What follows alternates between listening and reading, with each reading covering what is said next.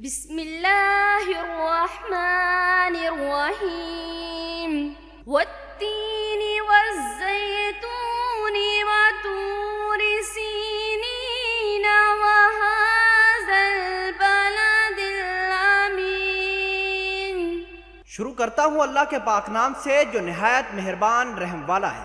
قسم ہے انجیر کی اور زیتون کی اور طور سینا کی اور اس شہر امن والے کی۔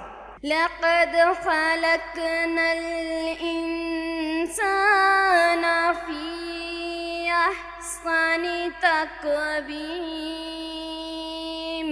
ثم رددناه اسفل سافلین الا الذین آمنوا وعملوا الصالحات فلهم اجر غیر ممنون۔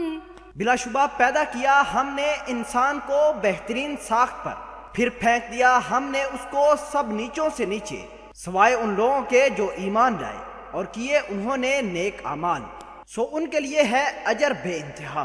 وما يكذبك بعد بالدين أليس الله بأحكم الحاكمين۔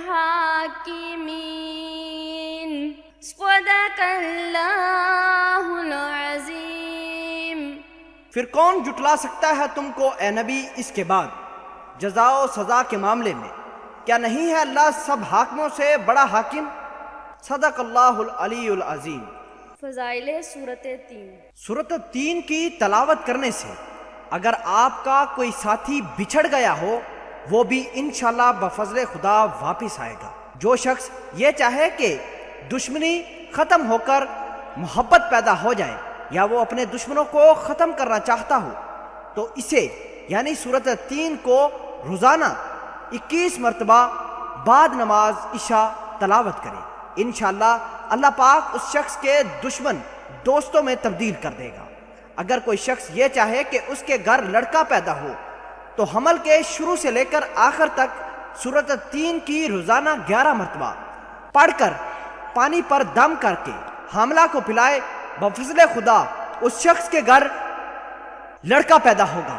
اور جو شخص اپنے گودام پر اس آیت کریمہ کی تلاوت کرے گا انشاءاللہ اس کا غلہ کیڑوں سے محفوظ ہو جائے گا۔ اللہ پاک آپ کو اور مجھے عمل کرنے کی توفیق عطا فرمائے، آمین۔